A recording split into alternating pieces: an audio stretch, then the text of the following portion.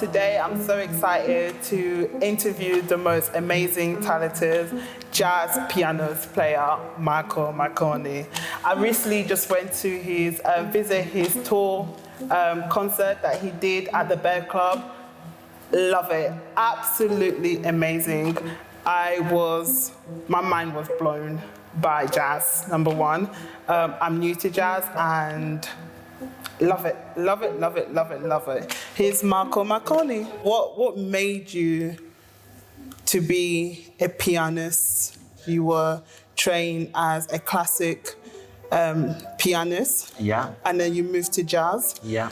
What inspired you to do all that? I have a cousin who is 5 years younger than me. He's a clarinet player and sax player.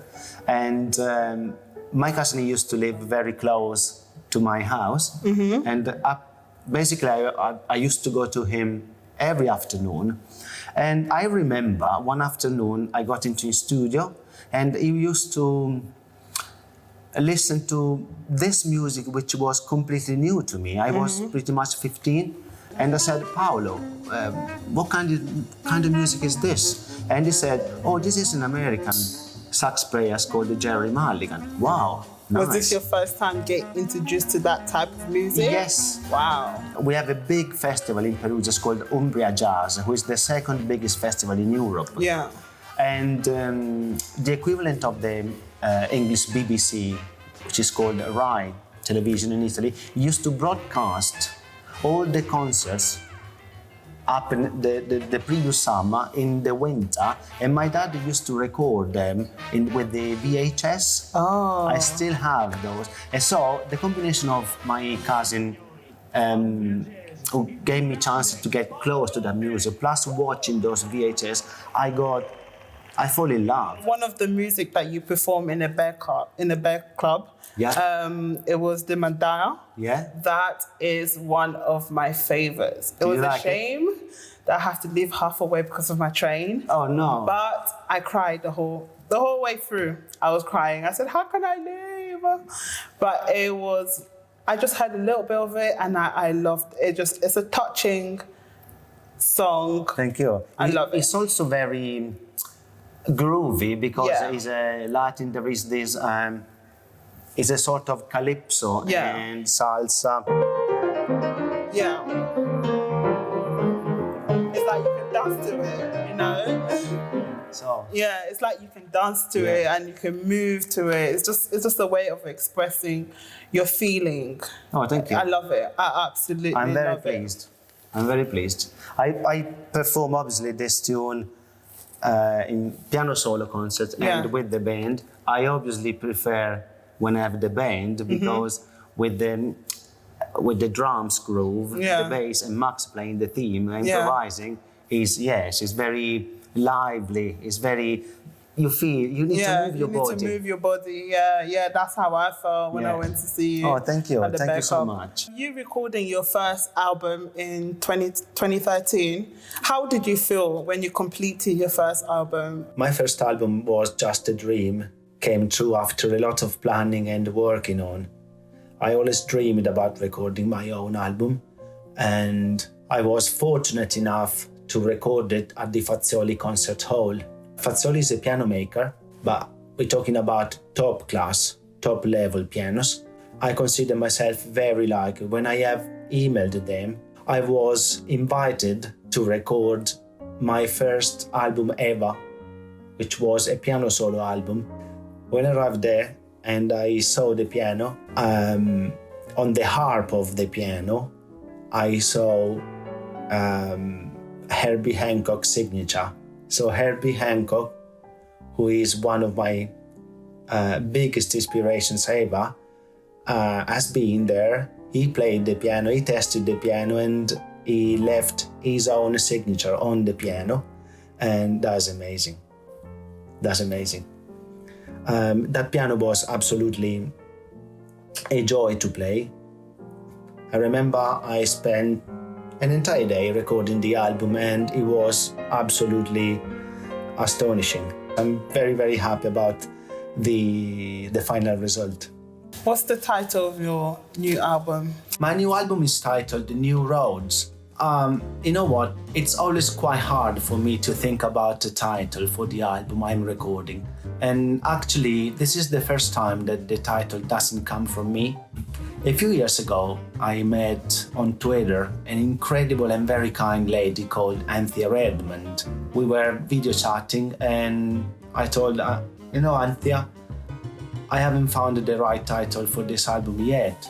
And she immediately told me, New Roads, Marco. The album has to be titled New Roads. I did like the title so much immediately because New Roads in my head means you want to explore in order to discover something new, and this is my definition of jazz. I always say to my students, guys, jazz is a safari. The more you explore, the more you will see. And jazz is this even if you play an instrument, because jazz is as vast as an ocean and it's such a beautiful and fascinating world to explore. So New Roads is the perfect title for this album. During the pandemic, obviously the pandemic happened, and coming out the pandemic, how difficult was it for you to organize a tour that I attend to? It was extremely hard to arrange this tour, I have to be honest. The first difficulty I have faced was booking the clubs and the venues. Many of them decided to stop booking people and give a chance to all of those had the concert cancelled due to the pandemic. The original idea was to do a longer tour. So emailing clubs and venues was a real difficulty. Then booking hotels as well has been quite interesting. The actual organization was very hard. Thanks to Arts Council, I could really tour because without them, I could really not do this tour. The tour has been absolutely incredible. We performed at 606 Club in Chelsea, Peggy's Skylight in Nottingham, Ashburton Arts Centre in Ashburton in Devon, Annie's Jazz in Southend-on-Sea, the Bear Club in Luton, where we actually live recorded the album. The satisfaction was actually enormous, and I will remember this tour for the rest of my life. So I understand that you moved from Italy to the UK, and that was a big move. Was it because of your music career or? Oh yes, I moved to the UK 10 years ago. My wife Saliani is English, and at that time our daughter Emma was 5 years old. I met my wife in 2003 at a wonderful place which is called Palazzo Terranova. This amazing luxury hotel is placed in Umbria, which is the region I grew up in. I was performing there 3 or 4 nights a week, and one day she arrived there because she was starting working as a general manager. But immediately came out she was an amazing singer, and so we met, and you know what, it was immediately love at first sight. In Italy I was doing very well, to be honest, but here in the UK it's even better because you can really play with incredible musicians from around the world. It's much more open, it's very, very open country, in particular London. And I really love the London vibe. But yeah, it was very, very difficult, by the way, restarting my life and my job from scratch. I really feel very brave because restarting a new life at the age of 37 is very hard. So in the future, let's say 2 years' time, maybe 3 or 4, where do you see yourself performing? What's your biggest dream to perform?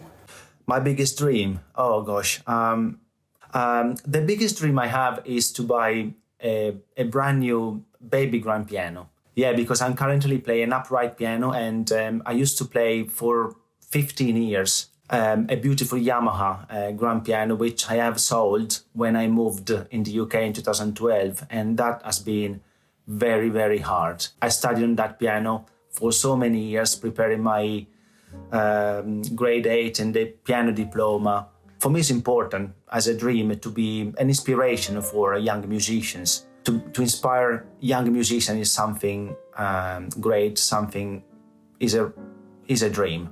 Another great dream I have since actually I was teenager is to play even a tune with Arturo Sandoval and Wynton Marsalis. Are you working in something new that you want someone to come and to collaborate and join? I'm writing a new album, but don't ask me if I'm going to perform the album with my trio, solo, with other musicians.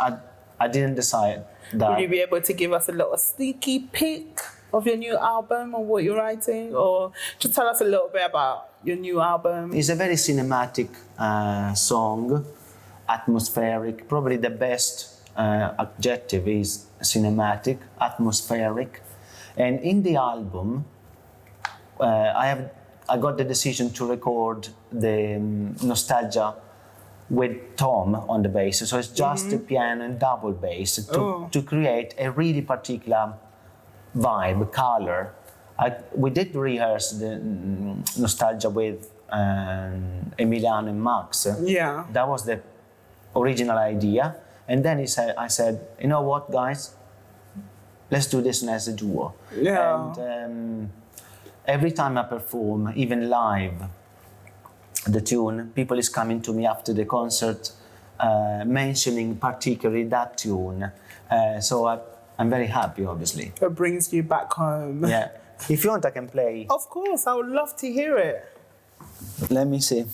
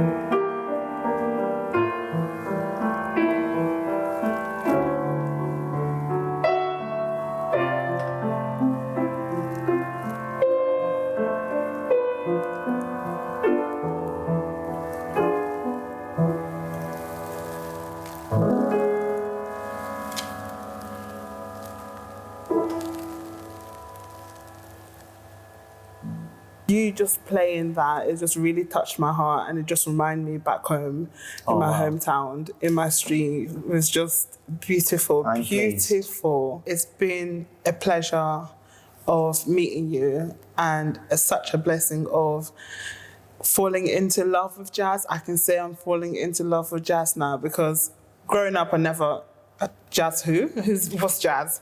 And me having that experience of jazz, it's an eyes opening. And meeting you and your group, it's just been amazing, amazing experience. I'm so happy. Thanks to my concert you have seen, you are now a jazz lover. Your biggest fan, I have to say. Come on. Oh, that's great. Carry on listening to jazz. Yeah. Jazz is a lifestyle. Yeah. You know? It's improvisation. You have been improvise when you play jazz, but it's like you have improvise in your life every day, but improvise in a good way. Thank you so much. Oh, that's it. Oh my gosh. I cut that part.